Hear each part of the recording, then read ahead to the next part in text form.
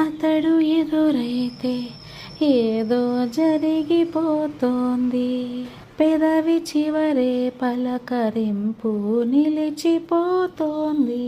కొత్త నేస్తం కాదుగా ఇంత కంగారెందుకు, ఇంతవరకు లేదుగా ఇప్పుడు ఏమైందో.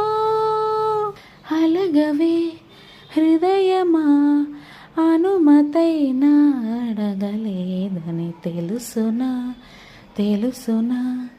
మనసుకే తొలి కదలిక అడగనా, అడగనా అతడినే మెల్లమెల్లగా.